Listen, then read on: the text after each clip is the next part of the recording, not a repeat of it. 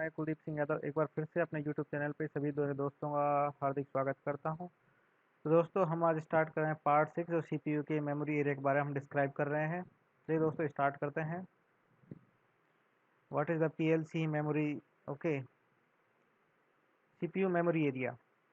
हमने ये डायग्राम पहले भी दिखाया था, ये सेम ब्लॉक डायग्राम मैं फिर से आप सभी को लोग बता रहा हूँ कि ये लोड मेमोरी होती है, आपका वर्क मेमोरी होता है और सिस्टम मेमोरी होती है। सिस्टम मेमोरी काफ़ी सारे पार्ट्स होते हैं और वर्क मेमोरी आप जो इसमें आपका प्रोग्राम वर्क करता है वर्क मेमोरी होती है। लोड मेमोरी जहाँ प्रोग्राम लोड करते हैं वो आपका लोड मेमोरी होती है। ठीक दोस्तों, रिटेंटिव मेमोरी हम पढ़ेंगे। रिटेंटिव मेमोरी कौन सी? रिटेंटिव मेमोरी वो होती है जो पीएलसी के सीपीयू के अंदर, जो हमारे पीएलसी के अंदर हम प्रोग्राम लोड करते हैं। प्रोग्राम बोले तो प्रोग्राम, जो प्रोग्राम कोई मशीन को चलाने के लिए बनाते हैं वो प्रोग्राम लोड करते हैं, उसको सेव करने के काम में आती है। जो प्रोग्राम वहाँ सेव रहता है वो हमारा रिटेंटिव मेमोरी होती है। दोस्तों, the retentive memory is a non volatile RAM use for backing up bit memory, timer, counter and data blocks even if there is no backup battery. ठीक है दोस्तों, अगर आपके पास पावर सप्लाई नहीं है पीएलसी सीपीयू के अंदर, फिर भी आपका डाटा जो सेव किया हुआ उसके अंदर सेव रहेगा।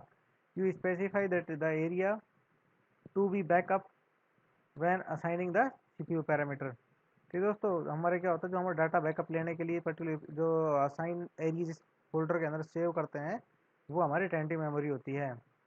नेक्स्ट है लोकल स्टैक। लोकल स्टैक क्या होता है? This is also part of the system memory. ये क्या होता है? आपका सिस्टम मेमोरी का पार्ट होता है, use to store intermediate results. जो इंटरमीडिएट रिजल्ट्स को स्टोर करने के काम में आता है। मान लो आपका प्रोग्राम फैच हो रहा है या रन कर रहा है, उस पर्टिकुलर बीच में कुछ पैरामीटर्स होते हैं, उनको रिजल्ट्स स्टोर करने के काम में आते हैं। But it is valid only for that block, it is not a global bit memory. ये ग्लोबल बिट मेमोरी नहीं है, ये पर्टिकुलर किसी किसी बिट्स के लिए काम करता है। This can be use bit byte word and D words में काम आता है। इसके कुछ एग्जांपल्स हैं दोस्तों, ये इसके एग्जांपल इनके लिए इस तरीके से काम में आता है। नेक्स्ट दोस्तों है डायग्नोस्टिक एरिया। डायग्नोस्टिक एरिया वो होता है जिसमें आपके पीएलसी के सीपीयू में कुछ फॉल्ट होते हैं, कुछ अलार्म जनरेट होते हैं, वो सब पर्टिकुलर उस मेमोरी एरिया में जाके स्टोर हो जाते हैं, तो उसको क्या बोलते हैं? Diagnostic area. To store diagnostic data like I stack, B stack or the diagnostic buffer, CPU has space in system memory। System memory में एक स्पेशली स्पेस होता है जहाँ पे ये सारी चीज़ें स्टोर होती है। This can be seen with the help of module information. आप इस मॉड्यूल इन्फॉर्मेशन से आप इसको देख सकते हैं कि इसकी बफर डायग्नोस्टिक मेमोरी कितनी है कितनी नहीं है। नेक्स्ट है dividing up the user programme.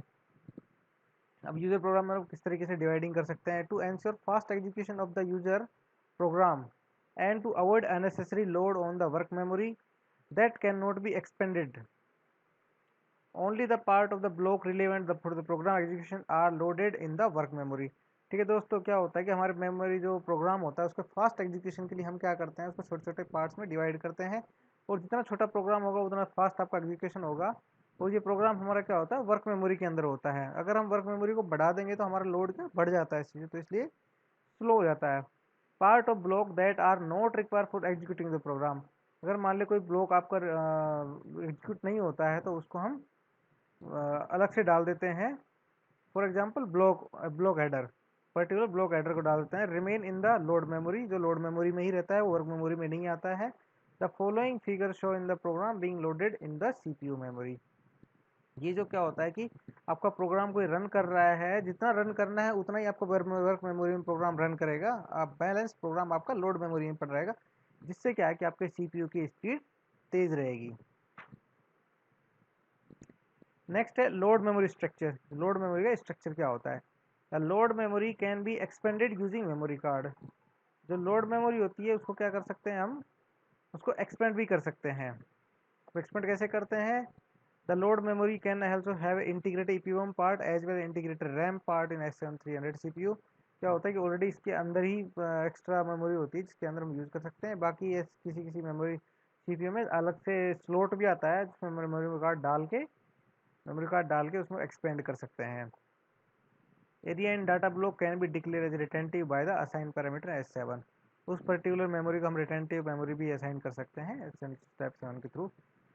Next है load memory behaviour in RAM and ROM area. मतलब लोड, जो आपका लोड मेमोरी होता है वो अगर रैम और रोम की तरह किस तरह बिहेव करता है उसको डिपेंड करता है। The depending on whatever you select RAM और एन ईपी RAM memory card, to expand the load memory. अगर मैंने बताया था भी आपको लोड मेमोरी अगर आपको एक्सपेंड करना है तो आप उसको एक सेलेक्ट कार्ड डाल सकते हैं जिससे आप उसको एक्सपेंड कर सकते हैं। द लोड मेमोरी में react different during downloading, reloading and memory reset.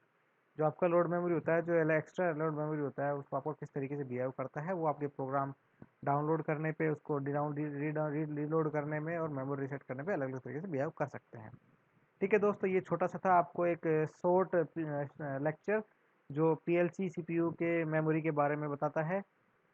नमस्कार दोस्तों, अभी अपने इस वीडियो को अपने दोस्तों के साथ शेयर करो। अगर आपको अच्छा लगा तो उसको लाइक ज़रूर करना और अपने दोस्तों के साथ शेयर करना। Thank you.